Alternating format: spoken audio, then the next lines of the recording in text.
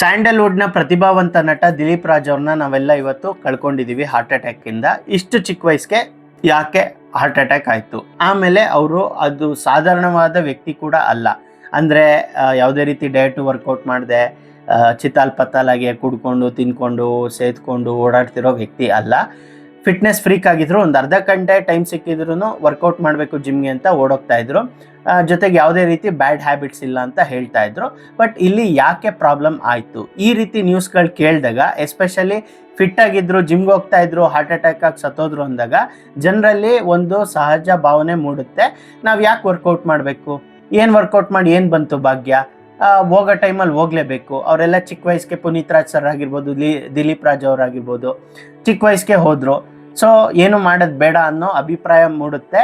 ನೀವಷ್ಟೇ ಅಲ್ಲ, ನಾನು ನಿಮ್ಮ ಜಾಗದಲ್ಲಿ ಇದ್ದಿದ್ರೆ, ಅಂದರೆ ನಾನು ಒಬ್ಬ ಸರ್ಟಿಫೈಡ್ ನ್ಯೂಟ್ರಿಷನಿಸ್ಟು ಟ್ರೈನರ್ ಆಗಿಲ್ಲ ಅಂತ ಅಂದಿದ್ರೆ, ಕಾಮನ್ ವ್ಯಕ್ತಿ ಆಗಿದ್ರೆ ನಾನು ಕೂಡ ಹೀಗೆ ಯೋಚನೆ ಮಾಡ್ತಿದ್ದೆ.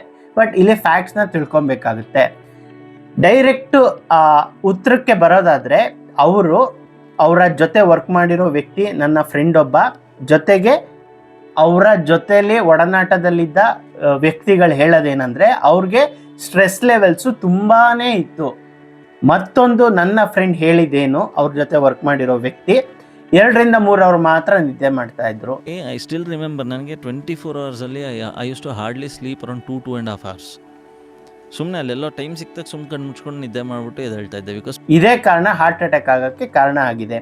ನಮಗೆ ಊಟ, ನೀರು, ಆಕ್ಸಿಜನ್ನು, ಆಮ್ಲಜನಕ ಎಷ್ಟು ಇಂಪಾರ್ಟೆಂಟೋ ನಿದ್ದೆ ಕೂಡ ಅಷ್ಟೇ ಇಂಪಾರ್ಟೆಂಟು. ಸೊ ಆ ಕಾರಣಕ್ಕೆ ಇದು ಆಗಿರೋದು. 99% ಇದನ್ನು ವ್ಯಾಲಿಡ್ ಮಾಡಬಲ್ಲೆ. ನೆಕ್ಸ್ಟು 2ನೇ ಕಾರಣ ಏನಂದರೆ, ಜಸ್ಟ್ ಬಿಕಾಸ್ ಯಾರೋ ಒಬ್ಬರು ಫಿಟ್ಟಾಗಿ ಕಾಣ್ತಾ ಇದ್ದಾರೆ, ಆ್ಯಕ್ಟಿವ್ ಆಗಿದ್ದಾರೆ ಅಂದ ಮಾತ್ರಕ್ಕೆ ಅವರು ಆರೋಗ್ಯವಾಗೇ ಇದ್ದಾರೆ ಅಂತ ಅರ್ಥ ಅಲ್ಲ.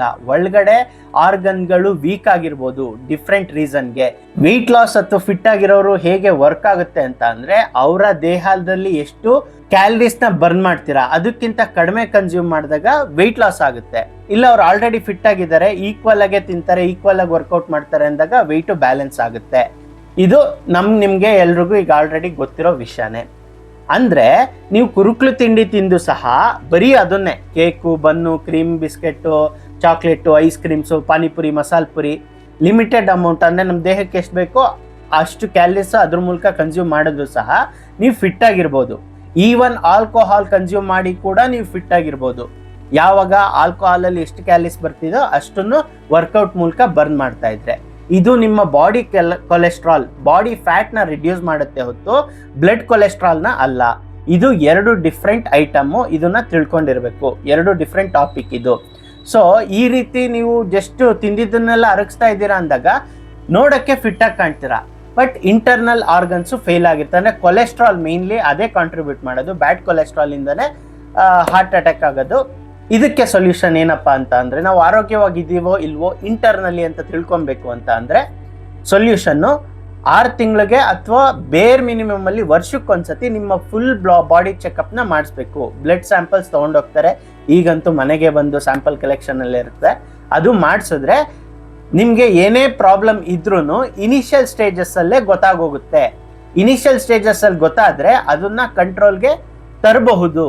ಸೊ ಫೈನಲ್ ಸ್ಟೇಜ್ಗೆ ಹೋಗಿ ಆಮೇಲೆ ಗೊತ್ತಾದರೂ, ಈಗ ಅವ್ರಿಗೆ ಏನು ಹಾರ್ಟ್ ಅಟ್ಯಾಕ್ ಆಯಿತು ಅದ್ರ ಹಿಂದಿನ ರಾತ್ರಿನೇ ಒಂದು ರೀತಿ ಅನ್ಈಸಿ ಫೀಲಿಂಗ್ ಆಗಿತ್ತು, ಡಾಕ್ಟರ್ ಹತ್ರ ಹೋಗ್ಬೇಕಾಗಿತ್ತು, ಬೆಳಿಗ್ಗೆ ಹೋಗೋದ ಅಂತ ಮಲ್ಕೊಂಡ್ರು, ಅವತ್ತೇ ಅವರ ನಿಧನ ಆಗಿದೆ. ಸೊ ಇದನ್ನ 1 ವರ್ಷದ ಮುಂಚೆ ಅಥವಾ 2 ವರ್ಷದ ಮುಂಚೆ ಅದನ್ನ ರೆಕ್ಟಿಫೈ ಮಾಡಿ ಅದಕ್ಕೆ ಸೊಲ್ಯೂಷನ್ ಆಗಿ ವರ್ಕ್ ಮಾಡಿದಿದ್ರೆ ಅವರ ಸಾವು ಆಗ್ತಾ ಇರಲಿಲ್ಲ. ನಂದೇ ಎಕ್ಸಾಂಪಲ್ ತಗೊಳ್ಳೋದಾದ್ರೆ, ನಾನು ಜೆನೆಟಿಕಲಿ ಗಿಫ್ಟೆಡ್ ವ್ಯಕ್ತಿ ಅಲ್ಲ. ಆಮೇಲೆ ನಾನು ಯಾವುದೇ ರೀತಿ ಆಲ್ಕೋಹಾಲು ಕನ್ಸ್ಯೂಮ್ ಮಾಡಲ್ಲ. ಮಾಡಿದ್ರು ವರ್ಷಕ್ಕೆ 1 ರಿಂದ 2 ಸತಿ ಮ್ಯಾಕ್ಸಿಮಮ್ಮು. ಆಮೇಲೆ 60 ml ಇಂದ ಮ್ಯಾಕ್ಸಿಮಮ್ 90 ml ಅಷ್ಟೇ ಕನ್ಸ್ಯೂಮ್ ಮಾಡೋದು ನಾನು ಆಲ್ಕೋಹಾಲು. ಬೇರೆಯವ್ರ ಥರ ರೆಗ್ಯುಲರ್ ಆಗಿ ಕುಡಿಯೋದು, ಜಾಸ್ತಿ ಕ್ವಾಂಟಿಟಿಲಿ ಕುಡಿಯೋದು ಮಾಡಲ್ಲ. ಅಪರೂಪಕ್ಕೆ ಕುಡಿಯೋದ್ರಿಂದ ಕಡಿಮೆ ಕುಡಿದ್ರು ನನಗೆ ಕಿಕ್ ಇರುತ್ತೆ. But I think last year ಬೇರೆ ವಿಡಿಯೋಸ್ ಮಾಡಿದ್ದೆ, ಫಾರ್ ಸಮ್ ರೀಸನ್ ಜಾಸ್ತಿ ಆಗಿತ್ತು. ವರ್ಷದಲ್ಲಿ ಮ್ಯಾಕ್ಸಿಮಮ್ 2 ಸತಿ ಕುಡಿಯೋನು 5-6 ಸತಿ ಕುಡಿದಿದ್ದೆ. ಮಿನಿಮಮ್ ಕ್ವಾಂಟಿಟಿ ಆಗಿದ್ರು ಸಹ ನನ್ನ ಬ್ಲಡ್ಡಲ್ಲಿ, ಅಂದರೆ ಯೂರಿಕ್ ಆ್ಯಸಿಡ್, ಔಟ್ಸೈಡಿಂದ ಫಿಟ್ಟಾಗೇ ಕಾಣ್ತಾ ಇದ್ದೆ, ಯೂರಿಕ್ ಆ್ಯಸಿಡ್ ಎಲಿವೇಟ್ ಆಗಿತ್ತು. ಇದು ಕಿಡ್ನಿ ಫೇಲ್ಯೂರ್ ಆಗೋಕ್ಕೆ ಕಾರಣ ಆಗುತ್ತೆ, ಅಥವಾ ಮಂಡಿ ಸೌದೋಗೋದು, ಜಾಯಿಂಟ್ ಪೈನು, ಇದೆಲ್ಲ ಎಕ್ಸ್ಪೀರಿಯನ್ಸ್ ಮಾಡ್ತೀವಿ. ಸೊ ನಾನು ಇನಿಷಿಯಲಿ ನನ್ನ ಜೆನೆಟಿಕ್ ಚೆನ್ನಾಗಿ ಇಲ್ಲದೆ ಇರೋದ್ರಿಂದ ಸ್ವಲ್ಪ ಕ್ವಾಂಟಿಟಿ ಆಲ್ಕೋಹಾಲ್ ಕೂಡ ನನ್ನ ಬಾಡಿನ ಡ್ಯಾಮೇಜ್ ಮಾಡಿಬಿಡುತ್ತೆ. ಸೊ ಇನಿಷಿಯಲಿನೇ ಅದು ರೆಕ್ಟಿಫೈ ಆಯಿತು, ದೊಡ್ಡ ಆರ್ಗನ್ ಫೇಲ್ಯೂರ್ ಆಗೋದು, ಕಿಡ್ನಿ ಫೇಲ್ಯೂರ್ ಆಗೋದು ತಪ್ಪಿತು, ಅಥವಾ ಕಿಡ್ನಿ ಸ್ಟೋನ್ ಆಗೋದು. ಈಗ ಜೆನೆಟಿಕ್ಸ್ ಅನ್ನೋ ಟಾಪಿಕ್ಕಿಗೆ ಬರದ. ಜೆನೆಟಿಕ್ಸ್ ಅಂದ್ರೇನು? ಪ್ರತಿಯೊಬ್ರು ಹೆಲ್ತ್ ಪಾಯಿಂಟ್ಸ್ ಅಂತ ಒಂದಷ್ಟು ಪಾಯಿಂಟ್ಸ್ನ ತಗೊಂಡು ಬಂದಿರ್ತಾರೆ ಹುಟ್ಟಿದಾಗಿಂದಾನೆ. ಹೇಗೆ ಆಸ್ತಿ ಅಂತಸ್ತು ತರ್ತೀವಲ್ಲ ಹಾಗೆ ಅದ್ರ ಮೇಲೆ ಅವರು ಗುಡ್ ಹ್ಯಾಬಿಟ್ಸ್ನ ಫಾಲೋ ಮಾಡ್ತಾರಾ, ಬ್ಯಾಡ್ ಹ್ಯಾಬಿಟ್ಸ್ನ ಫಾಲೋ ಮಾಡ್ತಾರಾ ಅನ್ನೋದ್ರ ಮೇಲೆ ಎಷ್ಟು ವರ್ಷ ಬದುಕ್ತಾರೆ ಅನ್ನೋದು ಮ್ಯಾಟ್ರ್ ಆಗುತ್ತೆ. ಎಕ್ಸಾಂಪಲ್, ಒಬ್ಬ ವ್ಯಕ್ತಿ ಆಲ್ಕೋಹಾಲ್ ಕುಡಿದು 100 ವರ್ಷ ಬದುಕ್ತಾ ಅಂತ ಅಂದ್ರೆ ತುಂಬಾ ಜನ ಅನ್ಕೊಳ್ಳೋದು, ಸೊ ನಾವು ಆಲ್ಕೋಹಾಲ್ ಕುಡಿದು 100 ವರ್ಷ ಬದುಕ್ಬೋದು, ಆಲ್ಕೋಹಾಲ್ ಇಂದ ಸಾವಾಗಲ್ಲ, ಕ್ಯಾನ್ಸರ್ ಆಗಲ್ಲ, ಹಾರ್ಟ್ ಅಟ್ಯಾಕ್ ಆಗಲ್ಲ ಅಂತ ಅಂತೀರಾ. ಬಟ್ ಅವನ ಜೆನೆಟಿಕ್ಸ್ ಅಲ್ಲಿ ಅವನು 120-130 ವರ್ಷ ಬದುಕೋ ಎಬಿಲಿಟಿ ಇತ್ತು. ಯಾವಾಗ ಈ ರೀತಿ ಬ್ಯಾಡ್ ಹ್ಯಾಬಿಟ್ಸ್ ನ ಫಾಲೋ ಮಾಡ್ದ, ವರ್ಕೌಟ್ ಮಾಡದೇ ಇರೋದ್ರಿಂದ 100 ವರ್ಷಕ್ಕೆ ಅವನು ಸತ್ತೋದ. ಇನ್ನೊಬ್ಬ ವ್ಯಕ್ತಿ ಇರ್ತಾನೆ, ಅವನಿಗೆ 50 ವರ್ಷಕ್ಕೆ ಹಾರ್ಟ್ ಅಟ್ಯಾಕ್ ಆಗೋಗುತ್ತೆ. ಅವನು ಪ್ರಾಪರ್ ಆಗಿ ವರ್ಕೌಟ್ ಮಾಡ್ತಿರ್ತಾನೆ, ಡಯಟ್ ಸಹ ಮಾಡ್ತಾ ಇರ್ತಾನೆ. ಜನ ಏನ್ ಅನ್ಕೊಂತಾರೆ, 50 ವರ್ಷಕ್ಕೆ ಸತ್ತೋದಪ್ಪ, ಎಲ್ಲಾ ರೀತಿ ಹೆಲ್ತಿ ಹ್ಯಾಬಿಟ್ಸ್ ಫಾಲೋ ಮಾಡ್ತಾ ಇದ್ದ ಅಂತ. ಬಟ್ ಅವನ ಜೆನೆಟಿಕ್ ಅಲ್ಲಿ 30 ವರ್ಷಕ್ಕೆ ಹಾರ್ಟ್ ಅಟ್ಯಾಕ್ ಆಗ್ಬೇಕು ಅಂತ ಇರುತ್ತೆ. ಯಾವಾಗ ವರ್ಕೌಟ್ ಡಯಟ್ ಮಾಡಿದ್ನೋ ಅವನ ಲೈಫ್ ಸ್ಪ್ಯಾನು 30ರಿಂದ 50ಕ್ಕೆ ಪುಷ್ ಆಗಿದೆ. ನನ್ನ ಲೈಫ್ ಎಕ್ಸಾಂಪಲ್ ತಗೊಳ್ಳೋದಾದ್ರೆ, ನಾನು ಟೀನೇಜ್ ಅಲ್ಲಿ ಪ್ಲಸ್ ನನ್ನ ಫ್ರೆಂಡು ಟೀನೇಜ್ ಅಲ್ಲಿ ಬ್ಲಡ್ ಚೆಕಪ್ ಮಾಡಿದಾಗ ಅವನ ಕೊಲೆಸ್ಟ್ರಾಲ್ ಲೆವೆಲ್ಸು ನಂದಕ್ಕಿಂತ ಚೆನ್ನಾಗಿತ್ತು. ಅವನ ಹ್ಯಾಬಿಟ್ ಡಿಸ್ಕಸ್ ಮಾಡೋದಾದ್ರೆ, ಪ್ರತಿದಿನ ಪಿಜ್ಜಾ ಬರ್ಗರ್ ತಿಂತಾ ಇದ್ದ, ಮನೇಲಿ ಊಟನೇ ಮಾಡ್ತಾ ಇರಲಿಲ್ಲ, ಕುರುಕ್ಲು ತಿಂಡಿ ತಿಂತಾ ಇದ್ದ, ಸ್ಮೋಕಿಂಗ್ ಹ್ಯಾಬಿಟ್ ಇತ್ತು, ಡ್ರಿಂಕಿಂಗ್ ಹ್ಯಾಬಿಟ್ ಇತ್ತು. ಅವಾಗ ಟೀನೇಜರು, ಯಾವುದೇ ರೀತಿ ಸೈಡ್ ಎಫೆಕ್ಟು, ಸುಸ್ತು, ವೀಕ್ನೆಸ್ಸು ಕಾಣಿಸ್ತಿರ್ಲಿಲ್ಲ. ಇವಾಗಿನ್ನೂ ಆಫ್ಟರ್ 30 ಅವನು ಕಡಿಮೆ ಮಾಡ್ಕೊಂಡಿದ್ದಾನೆ. ಬಟ್ ಅವಾಗ ಯದ್ವಾ ಮಾಡ್ತಾ ಇದ್ದ.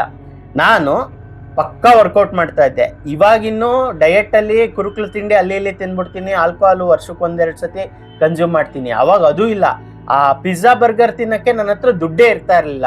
ದುಡ್ದಿದ್ದ ದುಡ್ಡೆಲ್ಲ ಬರೀ ಈ ಚಿಕನ್ನು, ಮೊಟ್ಟೆ, ಸಪ್ಲಿಮೆಂಟ್ಸು, ಜಿಮ್ ಮೆಂಬರ್ಶಿಪ್ಪು ಇದ್ರೊಳಗೆ ಖರ್ಚಾಗೋಗೋದು. ಅವಾಗೇನಂತ ದುಡಿತಾ ಇರಲಿಲ್ಲ. ಈಗ ದುಡಿಯಕ್ಕೆ ಶುರು ಮಾಡಾದ್ಮೇಲೆ ಎಲ್ಲ ತಿನ್ನಕ್ಕೆ ಶುರು ಮಾಡಿದೆ. ಸೊ ಅವಾಗಿಂದ ಎಕ್ಸಾಂಪಲ್ ತಗೊಳ್ಳೋದಾದ್ರೆ, ನಾನು ಇಷ್ಟೊಂದು ಸ್ಟ್ರಿಕ್ಟ್ ಡಯಟ್ ಮಾಡ್ತಾ ಇದ್ದೆ. ಫ್ರೆಂಡು ಚಿತಾಲ್ ಪತಾಲ್ ಸಿಕ್ಕಿದ ಪಕ್ಕಿದೆಲ್ಲ ತಿನ್ನೋದು. ಬಟ್ ಅವನ ಕೊಲೆಸ್ಟ್ರಾಲು ನಂದಕ್ಕಿಂತ ಚೆನ್ನಾಗಿತ್ತು. ಬಿಕಾಸ್ ಅವನ ಜೆನೆಟಿಕ್ಸು ಚೆನ್ನಾಗಿತ್ತು. ಅದಕ್ಕೆ ಅವನು ಅದೆಲ್ಲ ಕನ್ಸ್ಯೂಮ್ ಮಾಡಿದ್ರು ಆರೋಗ್ಯವಾಗಿದ್ದ. ಆಫ್ಟರ್ 10 ಇಯರ್ಸ್ ಏನಾಯ್ತು, ನಾನು ಆರೋಗ್ಯವಾಗಿದ್ದೀನಿ, ಮುಂಚೆಗಿಂತ ಫಿಟ್ ಆಗಿದ್ದೀನಿ, ಚೆನ್ನಾಗಿ ನೋಡಂಗಾಗಿದ್ದೀನಿ, ಸ್ಕಿನ್ ಕ್ವಾಲಿಟಿ, ಏರ್ ಕ್ವಾಲಿಟಿ ಪ್ರತಿಯೊಂದು ಇಂಪ್ರೂವ್ಮೆಂಟ್ ಆಗಿದೆ, ಕೊಲೆಸ್ಟ್ರಾಲ್ ಲೆವೆಲ್ಸು ಎಲ್ಲ ಕಂಟ್ರೋಲಲ್ಲಿ ಬಂದಿದೆ. ಅವನ ಕಂಡೀಷನ್ ಏನಾಗಿದೆ, ಓವರ್ ವೆಯ್ಟ್ ಆಗಿದ್ದಾನೆ, ಹೈ ಯೂರಿಕ್ ಆ್ಯಸಿಡ್ ಇದೆ, ಕೊಲೆಸ್ಟ್ರಾಲ್ ಪ್ರಾಬ್ಲಮ್ ಆಗಿದೆ, ಪ್ರೀ ಡಯಾಬಿಟಿಕ್ ಆಗಿದ್ದಾನೆ. ಇದೇ ಎಕ್ಸಾಂಪಲ್ಲು. ಈಗ ನಾನು ಅವನ ಜೆನೆಟಿಕ್ಸಲ್ಲಿ ಜಾಸ್ತಿ ಲೈಫ್ ಸ್ಪ್ಯಾನ್ ಅಂತ ಬರೆದಿದ್ರು ನಾನು ಅವನಕ್ಕಿಂತ ಚೆನ್ನಾಗಿ ಬದುಕ್ತೀನಿ. ಬಿಕಾಸ್ ನನ್ನ ಹ್ಯಾಬಿಟ್ಸ್ಗಳು ಅದನ್ನ ಹೇಳುತ್ತೆ. ಇಷ್ಟಕ್ಕೆ ಅರ್ಥ ಆಗಿದೆ ಅನ್ಕೊಂತೀನಿ. ಲೆಂತ್ ಆಗಿದೆ ವಿಡಿಯೋ, ಸೊ ಪೂರ್ತಿ ನೋಡಿದರೆ ಕಂಗ್ರ್ಯಾಟ್ಸ್. ಈ ವಿಡಿಯೋಗೆ ಲೈಕ್ ಮಾಡಿ, ಸಬ್ಸ್ಕ್ರೈಬ್ ಮಾಡಿ, ನಿಮ್ಮ ಫ್ರೆಂಡ್ಸ್ ಹತ್ರನೂ ಶೇರ್ ಮಾಡಿ. ಎಸ್ಪೆಷಲಿ ನೀವು ಜಿಮ್ ಫ್ರೀಕ್ ಆಗಿದ್ದು ಯಾರೋ ಒಬ್ರು ನಿಮಗೆ ಈ ರೀತಿ ಹೇಳ್ತಾ ಇದ್ರೆ ಏನಕ್ಕೆ ಹೋಗ್ತೀಯಾ ಅಂತ ಅವ್ರಿಗೆ ಈ ವಿಡಿಯೋನ ಶೇರ್ ಮಾಡಿ, ಅವ್ರಿಗೆ ಫ್ಯಾಕ್ಟ್ಸ್ಗಳು ಗೊತ್ತಾಗಲಿ.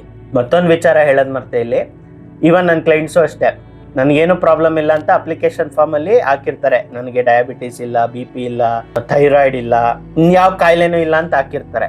ಬಟ್ ಅವರ ಪ್ಲ್ಯಾನು ಕೋಚಿಂಗ್ ಜಾಯ್ನ್ ಆದ ನಂತರ ಒಂದು ಬ್ಲಡ್ ಟೆಸ್ಟ್ ಮಾಡಿಸ್ಕೊಂಬನ್ನಿ ಅಂತ ಅಂದಾಗ 2-3 ಪ್ರಾಬ್ಲಮ್ ಇರುತ್ತೆ, ಅವ್ರಿಗೆ ಗೊತ್ತಿರಲ್ಲ. ಇಂಥವ್ರಿಗೆ ಏನಾಗುತ್ತೆ, ಏನೂ ಇಲ್ಲ, ಆರೋಗ್ಯವಾಗಿದ್ದೀನಿ ಅಂತ ಅನ್ಕೊಂಡಿರ್ತಾರೆ. ಬಟ್ ಒಂದು ಪಾಯಿಂಟ್ ಆಫ್ ಟೈಮಲ್ಲಿ ಇಲ್ಲಾಗಿದ್ದೆಲ್ಲ ಸೇರಿಕೊಂಡು ಲ್ಯಾಕ್ ಆಫ್ ಸ್ಲೀಪು, ನಿದ್ದೆ ಪ್ರಾಪರಾಗಿ ಮಾಡದೇ ಇರೋದ್ರಿಂದ, ಸ್ಟ್ರೆಸ್ ಇರೋದ್ರಿಂದ ಅವರ ಡೆತ್ತು ಆಕಸ್ಮಿಕವಾಗಿ ಆಗೋಗುತ್ತೆ. ಆಮೇಲೆ ಆ ರೀತಿ ಸುಸ್ತು, ವೀಕ್ನೆಸ್ ಆದಾಗಲೇ ತುಂಬ ಜನಕ್ಕೆ ಜಿಮ್ಮಿಗೆ ಬರೋದು, ಜೊತೆಗೆ ಹೆಲ್ತಿ ಡಯಟ್ ಫಾಲೋ ಮಾಡೋದು. ಸೊ ಆ ಕಾರ್ನರಲ್ಲಿ ಇರ್ತಾರೆ, ಹೆಲ್ತ್ ಮ್ಯಾಕ್ಸಿಮಮ್ ಹಾಳಾಗಿರುತ್ತೆ. ಅದೇ ಟೈಮ್ಗೆ ಒಂದು 2 months ಬ್ಯಾಕು ಆ ರುಟೀನ್ ಶುರು ಮಾಡ್ತಾರೆ. ಅಷ್ಟೊತ್ತು ಮ್ಯಾಕ್ಸಿಮಮ್ ಹಾಳಾಗಿರುತ್ತೆ. ಸೊ ಡೆತ್ ಆಗುತ್ತೆ, ಬ್ಲೇಮ್ ಎಲ್ಲ ಜಿಮ್ ಮೇಲೆ ಬರುತ್ತೆ. ಇದೊಂದು ವಿಚಾರ ತಿಳ್ಕೋಬೇಕು. Thank you for watching.